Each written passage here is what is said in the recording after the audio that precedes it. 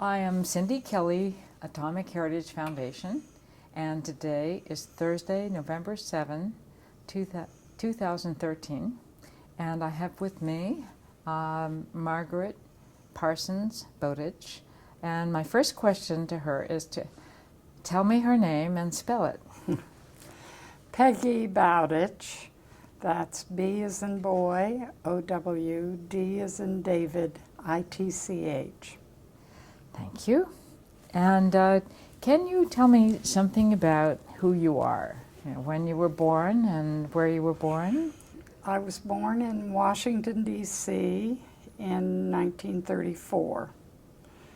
And my father was in the Navy, so we moved here and there. And I remember living in California and Virginia and then New Mexico.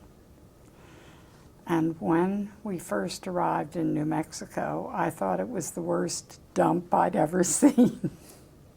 Having moved from Tidewater, Virginia, with lots of vegetation and tons of water, I couldn't believe the dust and the lack of plants and the tiny amount of water, even in something that was called the Rio Grande. But over the years, that came to be the favorite place of all the places I've ever lived.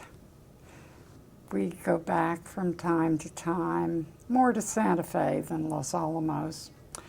And we had our children and grandchildren join us in Santa Fe for our 50th wedding anniversary a few years ago. But it took me time to warm up to Los Alamos. And shall I tell you about where we lived there? Sure. First, tell us how old you were and what brought your family to Los Alamos. I was 8 when we moved there and just short of 11 when we left after the war. My father had worked on the proximity fuse. Although he was a regular Navy officer, he'd worked at the science end from the beginning of World War II on, and General Groves picked him and he meshed with Oppenheimer, so he became the head of ordnance at Los Alamos. I don't think you've mentioned his name. Can you tell us his name? He was Navy Captain William Sterling Parsons, and later, after the bomb was dropped, he became quickly Commodore and then Rear Admiral. Can you spell his middle name? I'm not sure. Sterling, as in sterling silver. Mm-hmm. And then he has a nickname. What was that? Deak, at the Naval Academy, where he was class of 1922. They gave everybody nicknames, and since his last name was Parsons, Deacon and Parsons, and Deacon was shortened to Deak, which can be spelled D-E-K-E or D-E-A-C, depending. Great. That's helpful. And then your mother, tell us about her a little bit. Well, she was a many-generation Navy kid. Her father and grandfather had both been admirals, and she was used to moving and taking charge. And she was a natural athlete. She loved anything to do with athletics, skiing, riding, you name it. And you know, you just picked up and moved. So. And what was her maiden name? Cluverius. Okay, and her first name? Martha. Okay, maybe you could say it together. Martha Cluverius. And how do you spell that? M-A-R-T-H-A-C-L-U-V-E-R-I-U-S. And her grandfather was Admiral Sampson, who was a big deal in the Spanish-American War. So she was a take-charge type. And my father was a more quiet, intellectual type. Mother was a doer, he was a thinker. And I had a younger sister who was full of spunk. I was shy, painfully shy. But I was good at eavesdropping and remembering what I heard. Oh. So. Okay. Um, Tell us now, when did you arrive? What time of year and what year was that? June of 43, and that switchback road up the mesa it was terrifying because the trucks that were going up, since so much was under construction, the trucks had a lower gear than the cars, so they would slow further and further down, and the car would start to stall, and you were on the edge of this drop. But my mother, she could handle that. And we got up there, and I think this has been written about, but when we got to the first gate to come in, the guards thought they had a spy because my father announced that he was Captain Parsons, which was true, a Navy captain, but it was an Army base, and they expected somebody who was a captain to be wearing the appropriate stuff. And they were very excited that they'd caught this spy. Well, it was just the difference of service. And we went we had a very nice house. I think it was probably the biggest house on Bathtub Row. Los Alamos had been a boys' school, and there was Fuller Lodge in the center, and then I can't remember the number of houses on Bathtub Row. We were down at the end, and we had the distinction of having 2 bathtubs. And that got us in a bit of trouble once because there were only showers in all the Army construction. And there was a soldier being released from the hospital, but the nurse told him that he would need to take baths. And he said, well, where? And she said, oh, Mrs. Parsons wouldn't mind. The trouble is, she didn't tell my mother.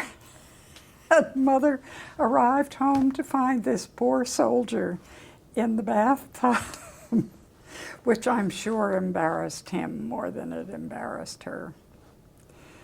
And we lived next door to the Oppenheimers. And at times, I guess there were times of great security, and we would have somebody patrolling our house or the Oppenheimer's house, or 2 walking around together. But that was kind of hit or miss, I'm sure, dependent on something that was going on. But my mother forgot her pass once, and the guard wouldn't let her in her house. So it was a magical place to live. I mean, you had no fear. At first, the Army thought that patrolling it with horses would do, but the horses that they got were from Kentucky, and the terrain and Kentucky horses did not match. So they were left with all these stables. The horses left, but the stables remained, and the stable help remained, so they opened the stables to anybody who wanted to keep a horse there. So that was great. My mother had a horse. They bought my sister and me a small horse, and my mother thought she seemed a little sway-backed, and they said, oh, she has a hay belly. Well, she was carrying a foal, so that was very exciting. But after school, several days a week, my mother would ride over, and my horse would be with her. She'd have the reins, and then I'd hop on, and off we'd go. And she rode a lot with Kitty Oppenheimer.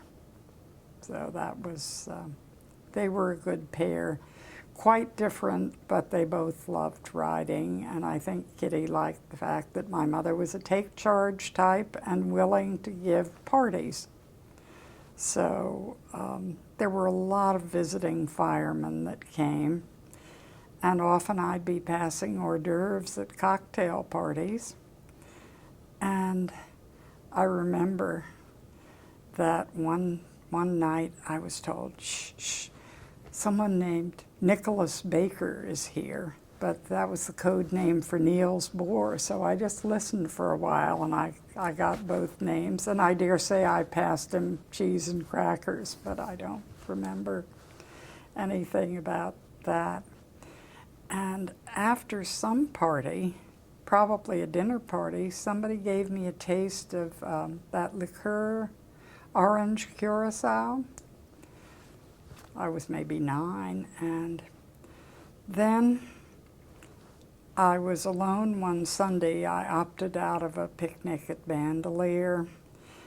I wanted to read. I was a studious little nerd of a kid. And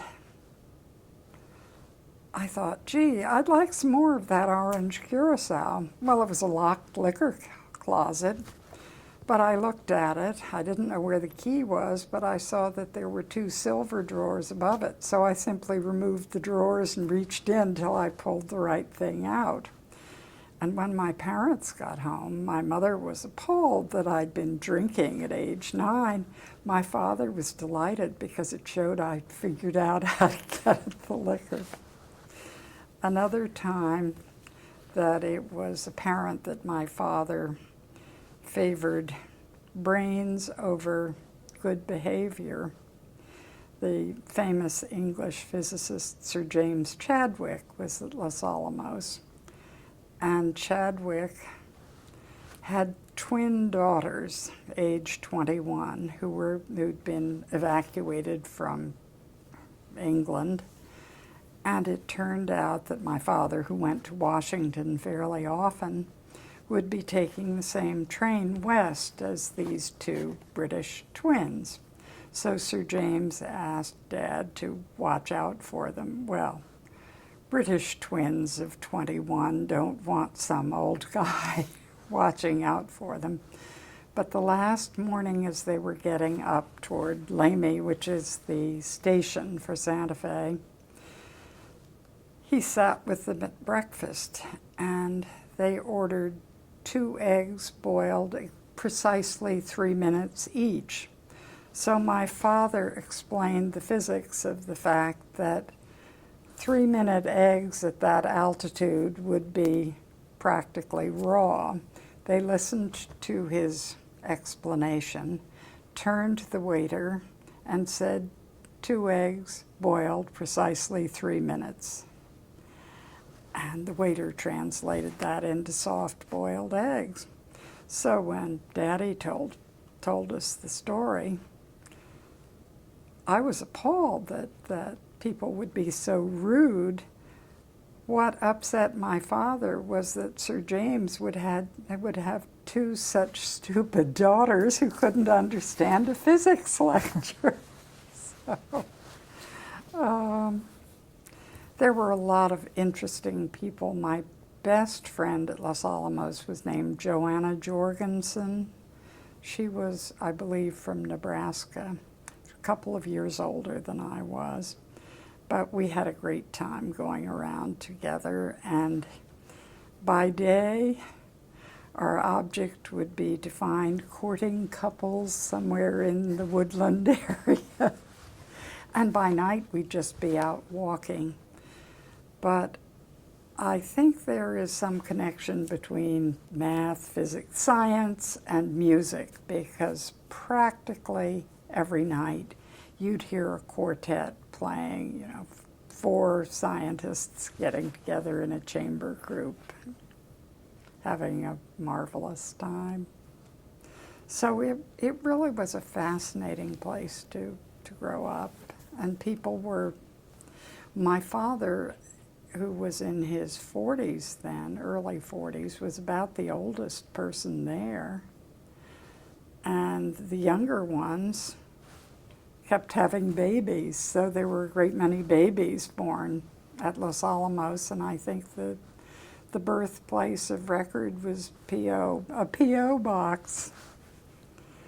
And the school was very good. I mean, you can't get scientists to come and have a junky school, so it was fun.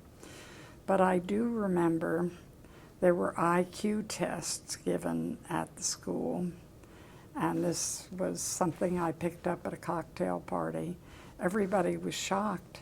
The child who tested highest on the IQ test was the daughter of the man who shoveled coal into the furnace in the morning, Laurencita Gonzalez. Go figure. I've often wondered what happened to Laurencita.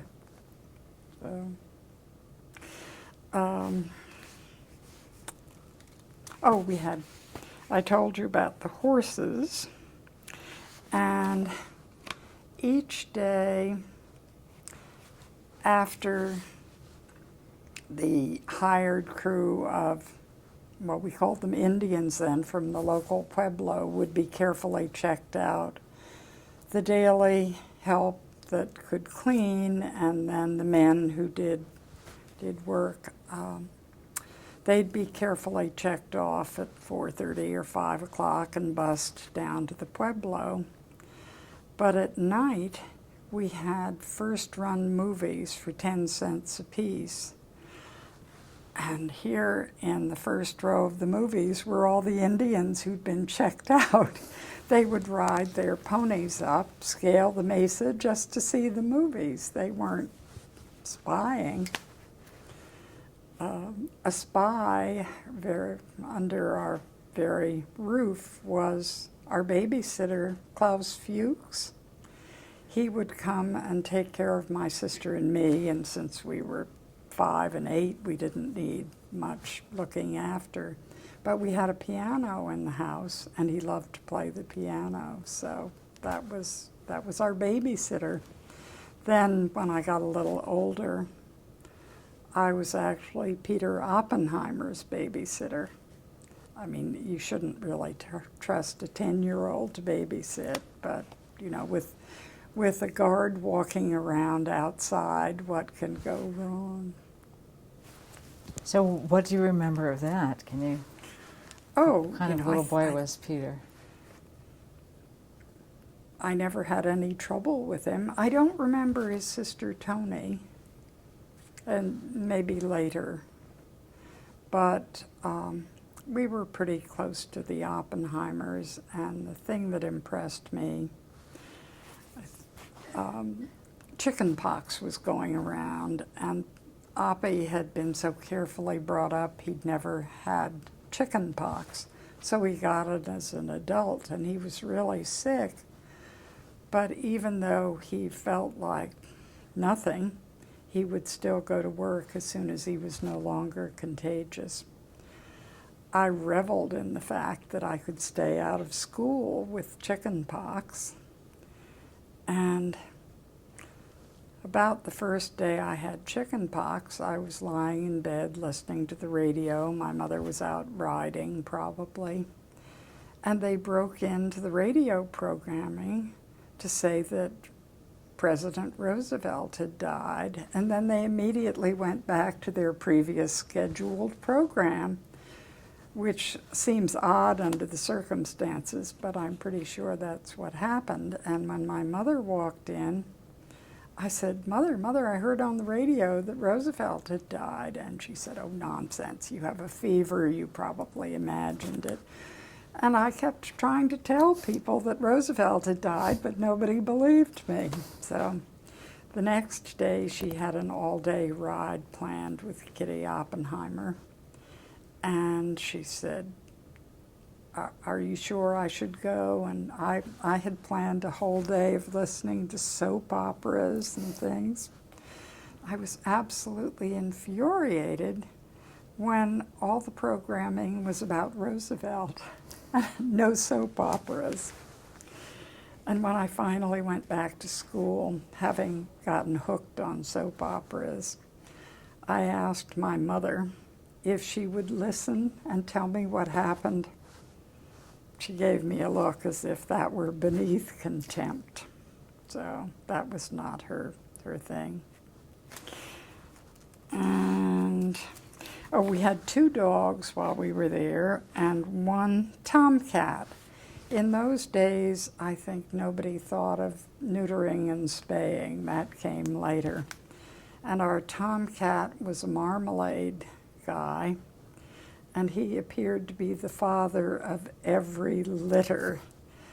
And one day we got a telephone call from a woman who said, "We've had a first.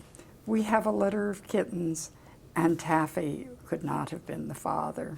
They're different colors. So my mother went over to see the litter, and she turned one of the kittens over, and it had an orange stomach. So Taffy got around.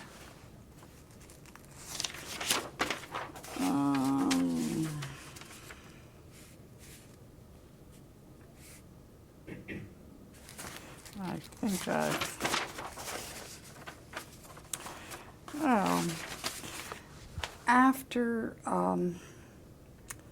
after the war, we certainly continued our friendship with the Oppenheimers and went up to Princeton.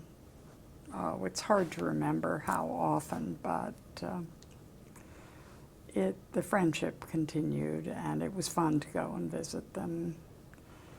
And I remember I was struggling with my geometry homework, and Kitty Oppenheimer was the one who helped me. So, and then in December of '53, my father heard at a cocktail party that Oppie had been separated from his Q clearance, and he was so upset that he came home and began a heart attack, which he checked with the Encyclopedia Britannica, which was his idea of where you go, and it didn't sound as if he had a heart attack. The next morning, Mother took him to Bethesda Hospital, and he died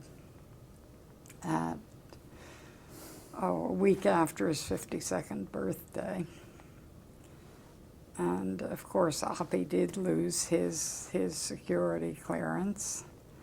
And years later, when he was reinstated by being given the Fermi Award just after, 50 years ago, just after JFK was assassinated, Lyndon Johnson chose to present him with the Fermi Award. And Mother went to the gathering, and of course there were many, many scientists, people she'd known. And all of a sudden, a Secret Service man came into the room with, 100 or so people and said, "Is Mrs. Parsons here?" And she thought, "Oh God, what have I done?" And because of the friendship, they wanted her to come in and be with them when the Johnsons in the family quarters. And then they took her in for the award presentation, and there's a new book, and there she is in the background with the Oppenheimers as he got the award. And I had 3 little kids then, and we were watching on television, and there was their grandmother up there in the limelight. But she continued to go and visit the Oppenheimers after my father died, and one day they said, "We're going over to the George School in Bucks County where Peter was a student." I guess he was a boarder. And I suppose everybody who was at this picnic was aware that Oppenheimer was somebody special and kept kind of looking at him. And Mother said she was really embarrassed because Oppie got up from the table and he said, "Martha, I've brought your very favorite thing." And Mother looked surprised. He said, "A Heineken's beer." Well, at a Quaker school picnic, that's not exactly the drink of choice, but it was a lovely thing to have done. Any questions, follow-ups? No, these are great stories. I want to ask about everybody and everything. Well, let's start back with what it was like to live on Bathtub Row. I mean, were you one of the only children there? Oh, no. I think it's hard for me to remember. The Bradburys were just up the way. They were on Bathtub Row. And Lois Bradbury, when I first knew her, had 2 boys, James and John. And then when the third child was imminent, one of the scientists at a party said, well, you've got to keep with the J's. So how about Jesus or Hamus? Oh, it turned out to be, I believe, David. So, but everybody had young children on Bathtub Row. The younger unmarried ones were living elsewhere in, well, pretty miserable housing. I mean, we had an asparagus bed, a fenced-in vegetable garden. We had quite a nice place. And So what special occasions do you remember? Did you ever go down to Ottawee Bridge to... oh yeah, no, not to have dinner there. I mean, if I had been, as far as I can remember, a really well-behaved child for a year, I would be taken to Santa Fe, to the San Ildefonso. No, sorry, that was Pueblo, to La Fonda for lunch. That was the big deal. So did that happen? Were you a good girl for a whole year? I was a nerd. I was boringly good. So I don't think my sister ever got taken because she was more adventurous and naughty. So what kind of adventures did she... Oh, God. You know, all you had to say was, don't jump off that, and she would do it. She fell off our horse early on, so I was the rider, and she was not.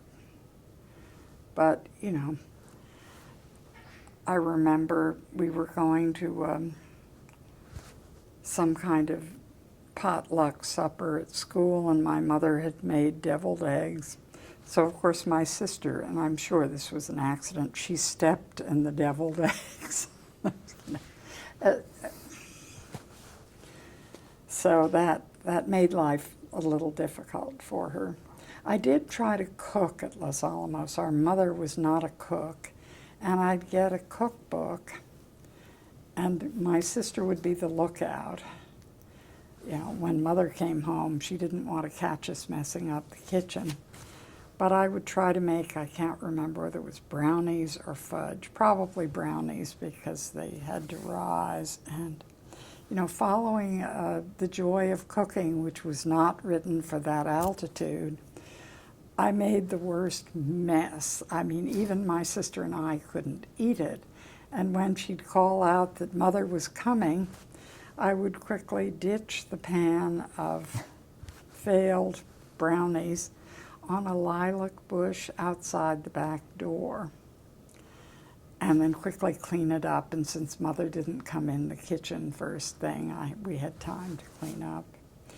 But years later, when I went back to the house, I think it was 12 years later, I checked the health of the lilac, and apparently it liked my cooking, even though it was inedible.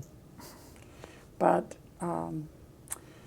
fairly often, and it's hard for me to remember how often, although there was rationing, you could go to Fuller Lodge and have a very good dinner. Roast beef, I mean, we didn't suffer the way the rest of, I think they wanted the scientists to be well fed.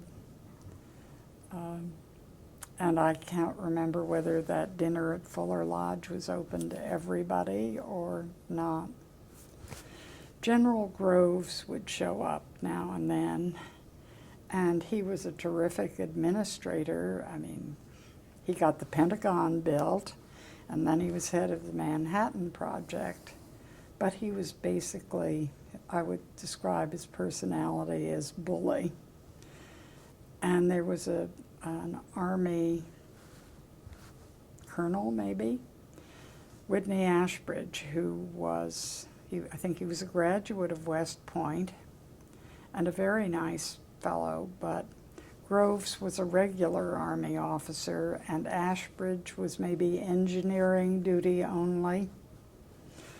So Groves looked down on him. And one morning at inspection time, he and Groves were marching along. The soldiers were coming by, and Groves saw a piece of trash blowing and ordered Ashbridge to pick up the trash in front of the troops, which was really demeaning. And I remember my father talking about what a nasty thing that was. And after the war, my parents would still see Groves, and they would play tennis with Groves and his daughter.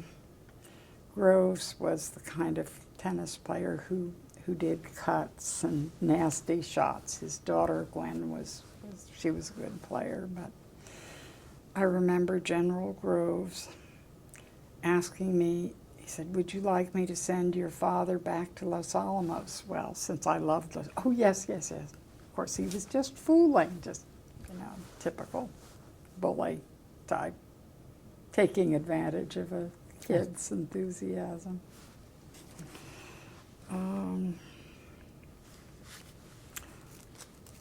Trying to see if I don't think I have anything more, but.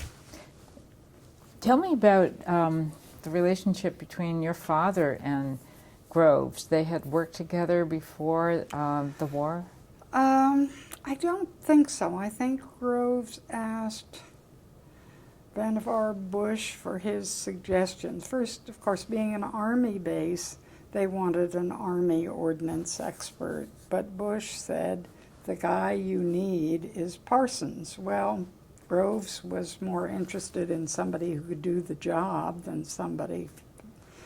And my father ended up with quite a few people from Dahlgren, which was a Navy base, because he knew their capabilities. And Ashworth was Navy. Bradbury he brought from Dahlgren. And the trouble was the Army and the Navy ranks don't match up. So my father, when he went off the base, was required to have a driver with security clearance.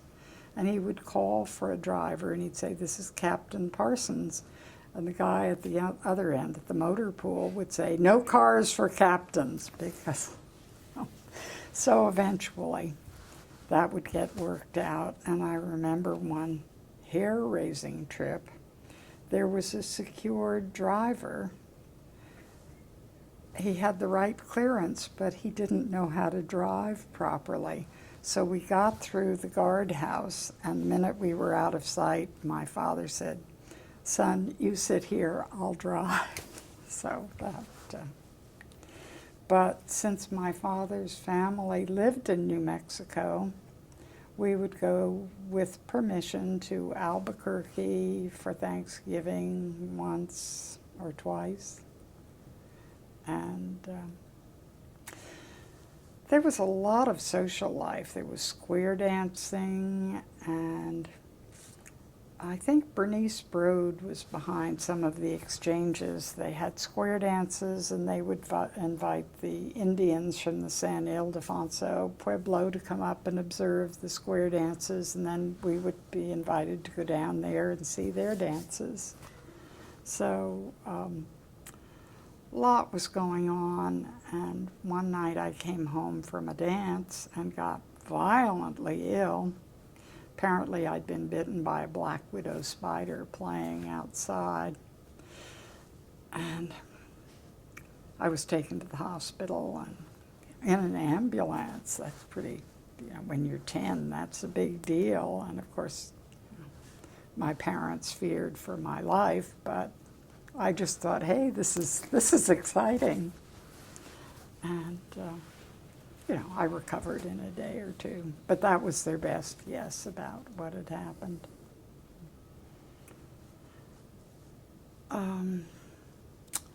There was a pool at Los Alamos, a pond, and a child about my age drowned in the pond. So they built a wonderful swimming pool, and we had lessons and could do that. But mostly for me it was riding, and I just lived at the stable. I mean, waiting for the horse to produce the foal.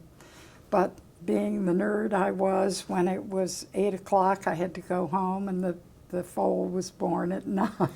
So I missed it. But that was fun. And probably my judgments of adults were skewed because there was a famous scientist, George Kistiakowsky, and he had a very nasty horse. So I assumed he was a nasty man. Probably not so. But the people who rode just, I've forgotten whether you paid $9 or $18 a month to keep a horse there, and practically every horse had its own stable boy. And when my horse's foal turned out to be male, we named him for our stable boy, Charlie, who was a delightful guy. Now, were these stable boys, where did they come from? Were they? They were Army. I think maybe they'd come from Kentucky, but they adjusted better to Los Alamos than the horses that they brought from Kentucky. And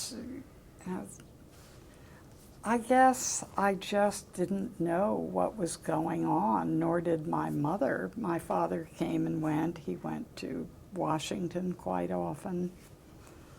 And Groves, I don't know whether he was nervous. For some reason, he was nervous about air transport. So you always traveled by train. That was considered safe. And of course, the trains were pretty nice then. I never got to leave Los Alamos except to go to Albuquerque or Santa Fe. But who cared to leave? It was paradise. And in my years there, I never saw a rattlesnake. I understand there's some there, but I guess that's... Did you feel that you were living, in a highly secure and military-run place? Were you aware as a child of this? Since we'd moved there from Dahlgren, where there was a guardhouse and gates, it seemed normal to me.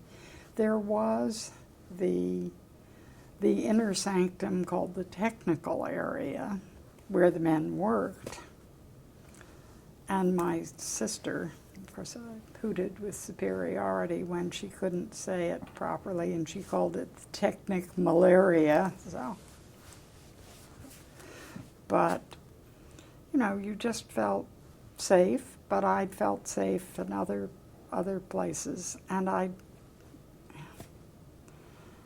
when my father left for the test and then to go to drop the bomb, it was just another absence. And there were many sort of false VJ days. The rumors would go around that the Japanese had surrendered. Not so. I don't remember that, well, we were more interested in VJ Day than VE Day.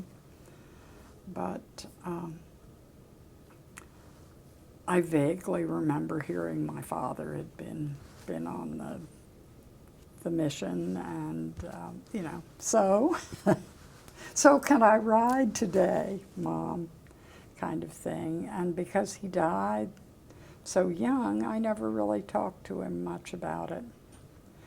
The one thing I learned later, there was a physics lab named for him at Johns Hopkins, and I got a tape of the dedication, and he described the Hiroshima run as a typical Parsons job. My father was every possible, worst case scenario planning. And everything went like clockwork, partly because of the planning and partly because of luck. And then I realized that must be in some way a genetic trait, because when I'm going someplace, I plan it all carefully, worst case scenario, and I think, yeah, he was dropping the first atomic bomb. I'm just going to do errands. But if you're genetically made up that way, that's the way you behave. I did see Oppenheimer once fairly late in his life. I was working at Harvard after I graduated from college, and Oppie came to give lectures. I think it must have been 1957. And of course, he was mobbed. The theater was, they had to broadcast it to other buildings, but my mother had said I had to go speak to him afterward. And still being shy, I was a little, but being a nerd, you do what your mother has told you. So after this jam-packed lecture, I went up, and he was surrounded by, the top physicists in the inner circle, and then many concentric circles. And I stood on the outside, and since I look exactly like my mother, he looked through all these people. He said, "Is it Peggy?" And the multitudes parted, and we had a sort of cryptic conversation about Los Alamos and people. And physics students followed me out of the lecture. Who is this woman? So that was fun. And I could call my mother and tell her that I'd spoken to Oppie. But that was the last time I saw him. And he was just, well, he was God to the physicists and to the people who knew him, just casually like me.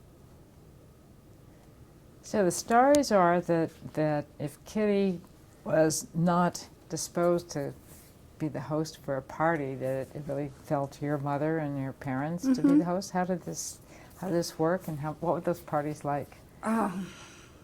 Well, as long as I didn't spill the hors d'oeuvres I was passing. I think my parents' parties were more staid. Those were the parties for visiting firemen like Niels Bohr, and everybody behaved. But I think, the scientists worked so hard all week, and you worked Saturdays, and then Saturday nights, the parties without visiting firemen, which were not held at our house, were pretty heavy drinking, fun, and a way to relax the tension. I never heard of anybody being described as an alcoholic, but there were plenty of heavy drinkers, but that was just maybe Saturday night. So, but I wasn't passing any hors d'oeuvres at those parties. Were you allowed to be part of it, or Well, on the premises? just when the parties were at our house. I mean, I was 10 years old. After the war was over, we moved to Washington, and the hardest part of leaving Los Alamos was being told I had to take my beloved Mayor Dolly out and show off her paces to prospective buyers. That's pretty tough on a 10-year-old. There's no way you can take a horse to Washington. And my mother had a rule: you traveled with your dogs, you found homes for cats and horses, so that was the way it was. And it's impossible to imagine what a beautiful place it was once I got used to the lack of vines and that kind of thing. Every time we go to Santa Fe, we take the back road through that giant, have you ever been to Valle Grande? I mean, that has to be one of the most spectacular places. And a few years ago, I'm a big PBS fan, and I just automatically turn on public television. And there was a wonderful, I would say it was no more than half an hour long documentary called Sky Island about Valle Grande and maybe a little bit about Bandelier. but it was narrated by Meryl Streep and a Native American, and it was beautifully done. But I think part of the reason that that is such a special spot is that it's probably the highest point in the land, and it somehow catches precipitation as the air rises, because being a horticulture teacher, that's one of the few places where there was truly a three-layered vegetation, trees, shrubs, and grasses, not close together the way they are in the east, but much more so than other places out there. And that, to me, made it very special. We went over there once. Now they have cattle grazing there. When I was a kid, I'm certain it was sheep, because we went once and it was during sheep shearing, and I was horrified because they'd nick the sheep and the wool would be bloody, and that, for a 10-year-old, you don't forget that. But it would be an all-day ride to get over there, and that would be something special. On horseback? Mm-hmm. And Mother and Kitty would sometimes see mountain lions over there. And then we would go to various festivals, Indian things, and I was always terrified. There were some Indians who'd obviously had a little too much to drink and would come up, but my mother, she could handle anything. My father was always working, so he wasn't part of that. But it's hard to imagine a better place to grow up than Los Alamos. Moving to Washington later was a big come down. Yeah. City, schools weren't as good, that kind of thing. What about the Hispanic community that surrounds Los Alamos? We understand many of them worked in the lab and... Yeah. There were, the Laurencita Gonzalez, whom I mentioned as having the highest IQ in the school. And there was a boy, I think his name was Roberto Sandoval. And he was offended, or his mother was, when he was referred to as a Mexican. Spanish American was the preferred designation, so I caught on to that. And boys, I was a pretty good student, and boys were, there's the girls grow up faster than boys, and I couldn't believe some of the stupid things boys did. Somebody invited me, I can't remember, one of the scientists' sons invited me to come over for glass blowing. It was boring, and he ended up cutting him a little place in his wrist and putting a piece of glass under, and I thought, how can these, I thought boys were next to subhuman. I mean, why did they do such dumb things? Just sort of like my sister, always putting your foot in the deviled eggs or something. But some were nice. The Bradbury boys were very nice. And there was a Sim Allenson I used to play with, and Joanna. It was a nice group of kids, but riding was my chief. Riding and doing schoolwork and little gardening. So, riding in ambulances. Yes. So you mentioned your later on in your life you had met Oppenheimer when he was speaking at Harvard. How much did you interact with him when you were a child, other than serving hors d'oeuvres and you were babysitting? He would come over to our house, we'd go there, But much more memorable are the times we went to Princeton, because then it would just be the Oppies and us. And me trying to do my geometry homework. That's great. And I think Kitty came down, they came down to Washington once, and Mother and Kitty and I went out to lunch. And then Kitty said she had to do some shopping, so we went with her, and I was absolutely astounded because our family is fairly well-fleshed. And as I remember, Kitty could only buy size 5 underwear, and we had bigger underwear, so that stuck in my mind. And Kitty, you know, this was the beginning of this sort of McCarthy era, and I think Kitty felt guilty because she had been a communist. And she said to my mother, "Do you think they're down on Robert because he's Jewish?" Well, I don't think that could possibly have been the case, but the fact that his brother was a communist and Kitty had been a communist, she wanted to find some other reason, which is perfectly human. And I once asked Lois Bradbury, when I was an adult, in fact, we had a child who graduated from college in Colorado, and we went down to show him New Mexico after graduation, and we went to call on the Bradburys. And I said to Lois, why is she always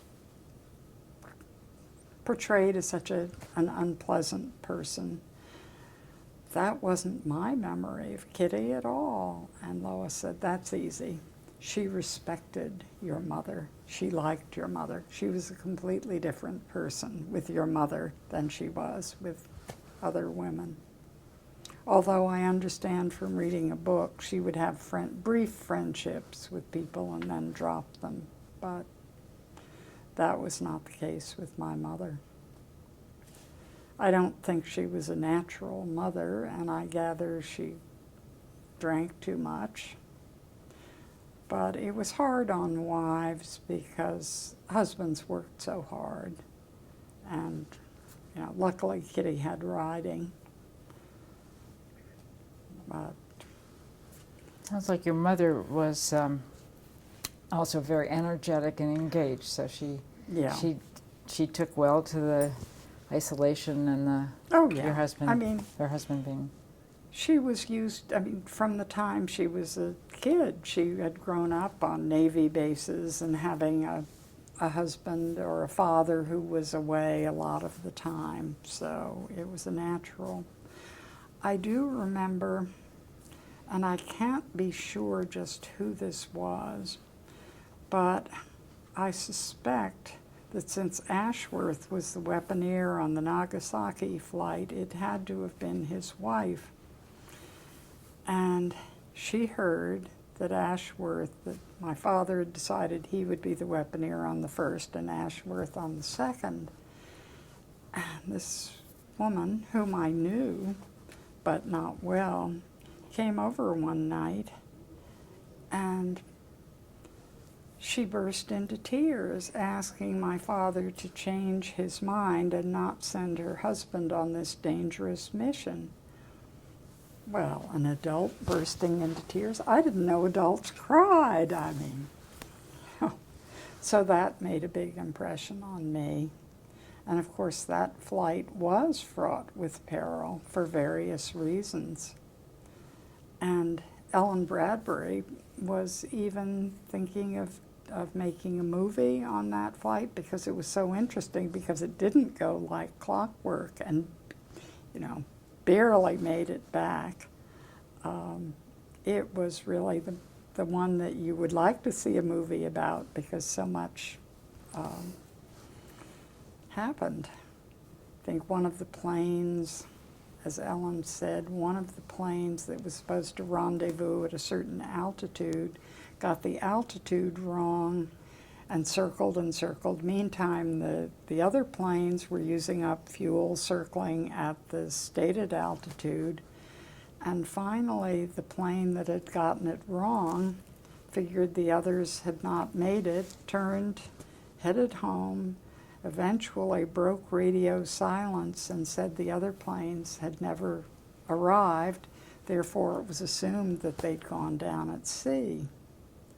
So, did Ellen tell you this? Yeah, good. Because I thought that was a fascinating story, and they landed practically on fumes at the end and were not expected back. So, She was right to be worried. yeah, right. Indeed. Did your father ever talk about being the weaponeer on Enola Gay? Well, the thing that amused me, he armed the bomb in flight, and my father literally could not fix a leaking faucet. So, the irony of his doing that. And then he brought home 2 fuses, a green and a red one that he had taken out. And then General Groves came out to take my mother out to dinner when she was a widow, and he said, "Oh, I want to take those and have them cataloged." Well, of course, that was the last we ever saw of those, and I dare say that was right. They belonged in a museum. But when I went down to see the right at the Smithsonian, the Enola Gay, sure enough, there were some things like that. So I wrote a little note saying those matched up with my recollection. Slipped it in the suggestion box, which probably went in a circular file because I never heard anything more about it. And then we went out at that huge museum outside Washington and saw I'm afraid I always sort of poo-pooed Tibbet's role because he spent the rest of his career on the basis of having been the pilot. On the other hand, when I saw the Enola Gay, that was one impressive plane, and he must have been the best of the best. But I always thought, well, they were the delivery crew, not the bomb people. And he was speaking in Philadelphia once, and I certainly wasn't going to go and hear that and pay to hear it. So scientists I certainly respected, and once I saw the Enola Gay, I had more respect. And I guess the B-29s were not that safe either, so it really was, it was something. I'll give him his due at last, now that he's dead. It's very funny. I wonder if there are any of the people who were on that mission who are still alive. One, One? Dutch Van Kirk. He was Was the the only one. navigator, or what Was that? he? I'm sorry, Was he the navigator? I think so, Okay. yeah. But, let's see, that. I guess your father also was in a small plane to be the scientific observer at the Trinity tests. Mm-hmm. Can you He say, yeah? never talked about that. Mm. I mean, there's the old loose lips, sink ships. And one ironic thing, I went to the post office one day, and they were taking down posters and replacing them with some other war poster, and I asked if I could have one, and I put it over my bed, and I can still remember what it said: "Wipe that Jap off the map." And I thought, gee, prophetic. I mean, in those days, all you cared about was ending the war. And I've heard Japanese people say that it was a good thing that we dropped the atomic bombs because that saved Japanese lives and certainly American, but I have mixed feelings about that. We are the only country in the world that ever used atomic weapons. So I fit right in at a Quaker retirement home. That's great. Did your, I guess your father didn't talk much, so you didn't have a sense of how he felt about his participation in the Manhattan Project? No, I don't think he ever regretted having worked on it. And one time as a little kid, I said, I was maybe 11, I said, well, how did the atomic bomb work? So we got out physics books and we went through them.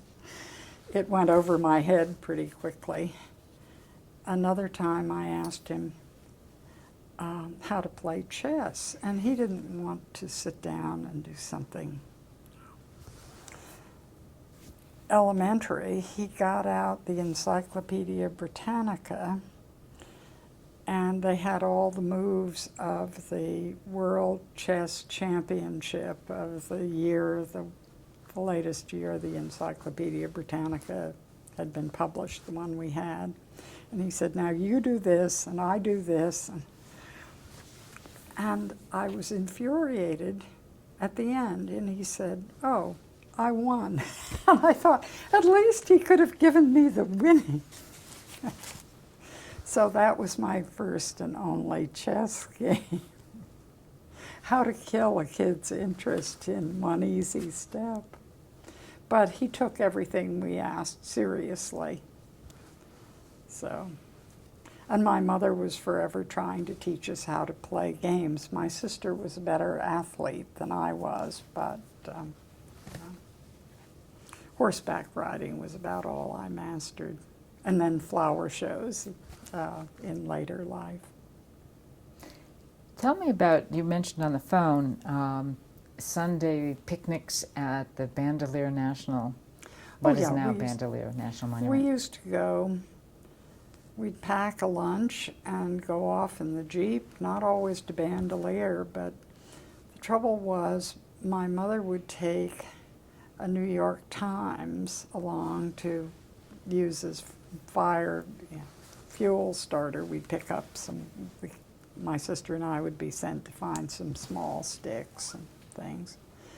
The trouble was my father, although he'd already read the New York Times, before she burned it, he'd have to reread it, which infuriated my mother. I mean, we'd have hot dogs or hamburgers or something like that. And the strange thing was that the two things that were his Bibles, the Encyclopedia Britannica and the New York Times, after the drop on Hiroshima, the New York Times published his picture, only they asked the Navy for a picture, and it was the wrong William S. Parsons. So my mother found that highly amusing. How did he find that? Oh, I don't really remember. I knew, in those days, mothers had the responsibility of raising children. So, and with hardworking fathers, that was a natural. And I dare say there were a fair number of working women at Los Alamos, but most I knew were housewives. And they were the mothers of my friends. So was Lois Bradbury a good friend of your family? Yeah, I think because they'd known each other in Dahlgren, Virginia, and my father had gotten Norris Bradbury to come, yeah. But I would say probably her closest friend was Kitty because of the riding. I mean, if my mother wasn't hitting a ball or skiing, she wanted to be on a horse, so. And luckily I was good at riding. Did Peter ride, or was he too little? He was too little, I think. And Kitty was, she wasn't a natural mother. I mean, you know, the kids stayed with babysitters and she would go off. And I dare say my mother she was perfectly intelligent, but no intellectual. I think Kitty was probably more intellectual than mother, but that's not a barrier when you're on horseback. And let's see, anything else I can remember about well, going to see my friends in the Army apartments. They did not have it. Those apartments were not very nice places to live. And it must have been a struggle to cook and all that. But I wasn't aware of that. I mean, who worries about that at age 10? So how many children were in the school at your age? You were a little older than the other kids born, obviously. Yeah, I was in 4th, 5th, and 6th grades. And all I remember was these boys who were not paying attention. They didn't they didn't study for the spelling tests and that kind of thing.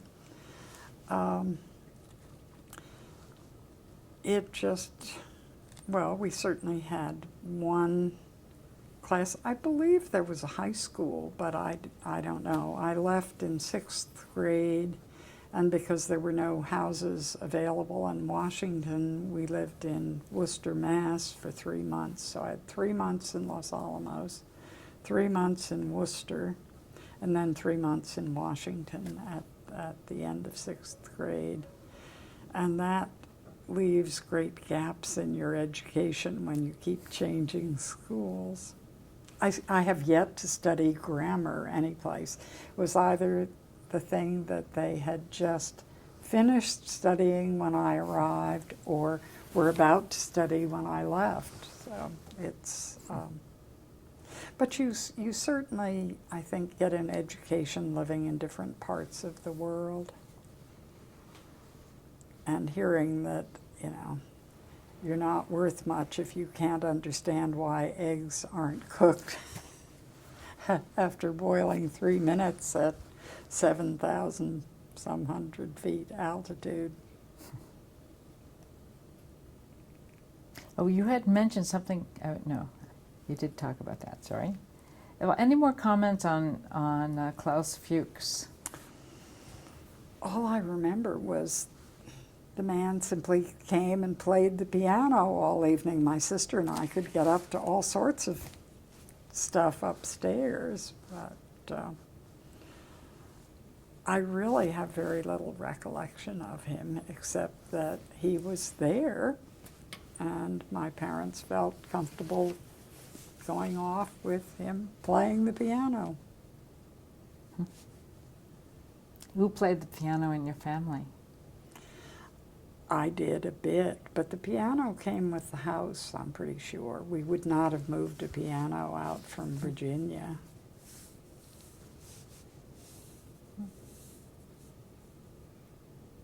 Now, I was reading the notes that Katrina Mason had made on you and then other children. She talked about John Bradbury, who talked about the stress, the pressure, the urgency of the project was sort of passed down to the kids. I mean, you get the sense of that. Could you comment? I never felt that. Okay, could you, actually, no one's going to hear my question, so they might not, so maybe you could say. Well, he may have been more in tune with things.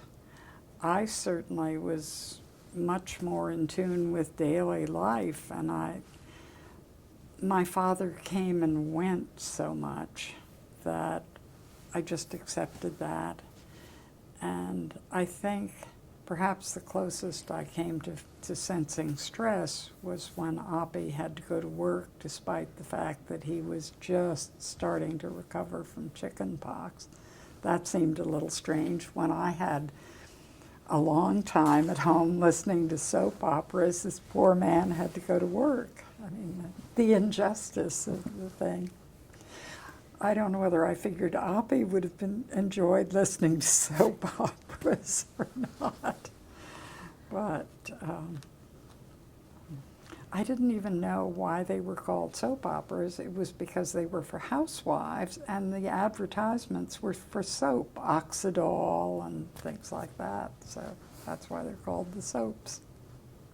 I am not I'm a PBS listener now. I don't do series.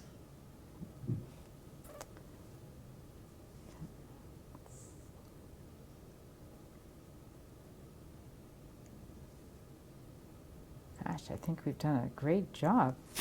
Well, Can I ask a question? Yes, please, Alex. What about Oppenheimer made your father respect him so much? oh, I think the fact that he was such a serious scientist and also a good administrator, which nobody knew. When he was hired, who knew who would be a good administrator? He was also a wonderful role model, an inspiration for the other scientists, which certainly helped with things. So that was, it was hard to know, since my father was rather a quiet person and didn't ever share emotions.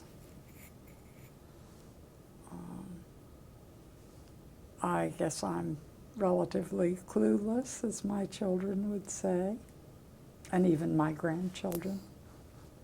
So, but your father and Oppenheimer had a very close relationship. Is that correct? Yeah. And I guess my father, in some ways, was Oppie's deputy, so they talked a lot, and I'm sure there were disagreements about how to proceed with this, that, and the other, and they probably talked over things. And I knew the Fermis. For years, every time a famous scientist's name appeared, I thought, oh, I knew him. So, do you have any recollection about the Fermis?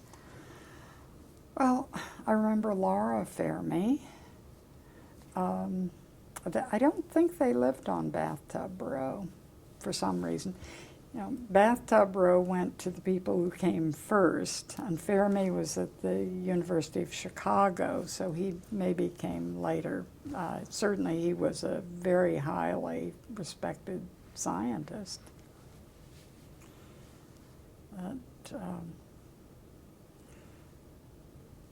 It just seemed that mostly you knew the people on Bathtub Row and the people who had children your age. That was the natural way, and your parents' friends.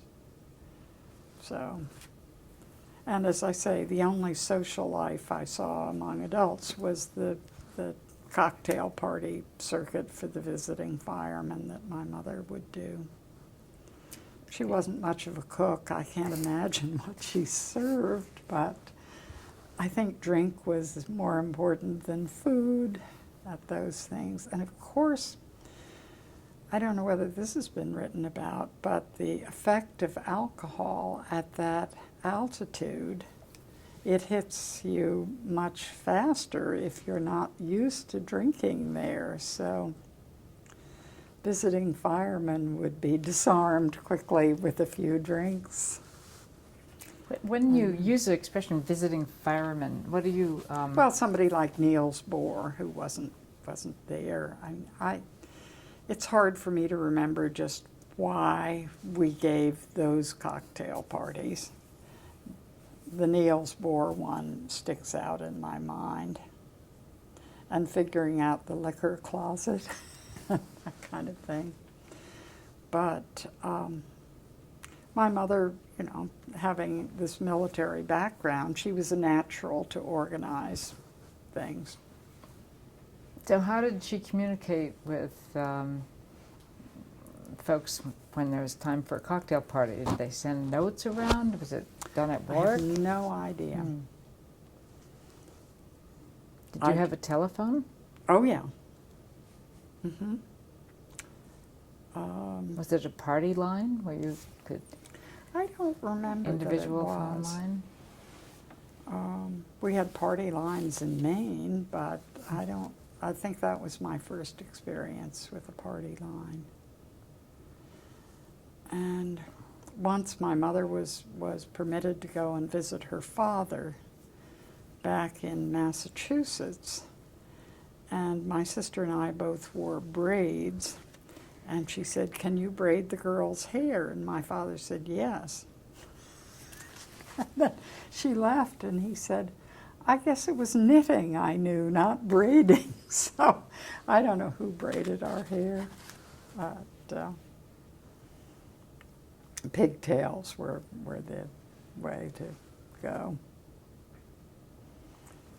And we had some really nice teachers. I think the school was set up by a Chicago, I don't know whether it was a private school, the lab school, something like that, but they sent a whole batch of teachers, and they had built a nice, instead of the junky apartments and Quonset huts, we had a nice school. And where was the school located? Well, I don't know. I just walked there every day, and then usually rode after school, so my mother could come. One of the dogs would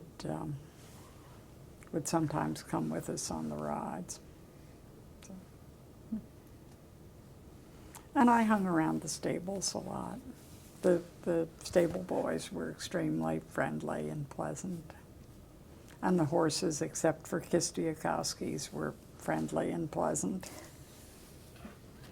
So Kistikowski's horse was it different from the other horses?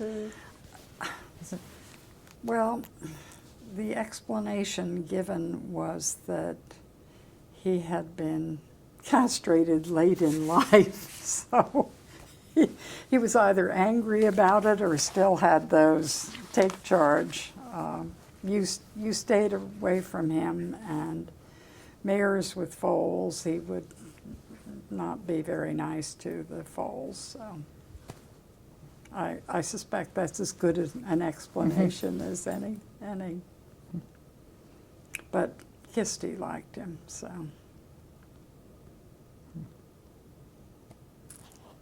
I don't know. Alex, do you have any questions you'd like to ask?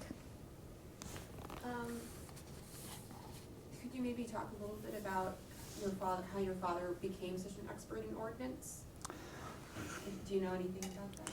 Well, he was a regular line officer in the Navy and eventually had a cruiser division, but he was a very bright guy in the science over over literature, and I think he taught that at the postgraduate school at Annapolis when he and my mother first met. And certainly when they needed someone to work on the proximity fuse, and he was at the Naval Proving Ground in Dahlgren, you were ordered to go up, and he drove to Washington every day, which was no mean feat in those days, so I saw very little of him. And then because of that, he was picked for Los Alamos. And when he died, he was deputy chief of the Bureau of Ordnance, so it all sort of came together. That's great.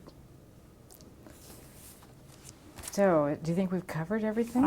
Certainly everything I could think of. You've done a wonderful job. Just charming stories. This is great. Well, So, anecdotes. yeah, no, this is nice. It helps create a nice portrait of Los Alamos. And Yeah. I was a month or so short of my 11th birthday when we left, so I think your memories are skewed a bit, but I remember a lot. I asked my sister if she would be interested, and she said no. It was too early in her life. She wouldn't remember stepping on the deviled eggs, I'm sure. She's blocked that out. It's great. Now, you had said the VJ, right? So Victory in Japan was a big day. Right? Oh, Big yeah. deal. Now, were you aware of what your dad's involvement was? Like how long after? I guess my mother told me, but it was matter-of-factly. But VJ Day was, first all these false VJ Days, and then finally the real one. And fireworks, I mean, that was it. I probably still had wiped that Jap off the map on the wall behind my bed. So, but when you're a kid, you're so involved in your own life, you don't sort of, what your mother says goes, and your father comes and goes. So, I do remember when he went to the tests at Bikini after World War II was over. I've forgotten when the Bikini tests were. And we were in Maine that summer, and we didn't have a telephone, but we went to the little store that was a short walk away, and there was a telegram. And the poor man at the store knew our family well, and the ranking naval officer, I guess, at the Bikini tests was an Admiral Blandy. And the telegraph operator who sent the telegram that the poor man had to hand to my mother, it said, "Flying east with Blondie." And, my mother thought nothing of it. She figured out what it was, but the poor man he was so embarrassed. He thought my father was flying east with a bimbo, and I remember his embarrassment. Nice Maine guy having to deliver this awful news.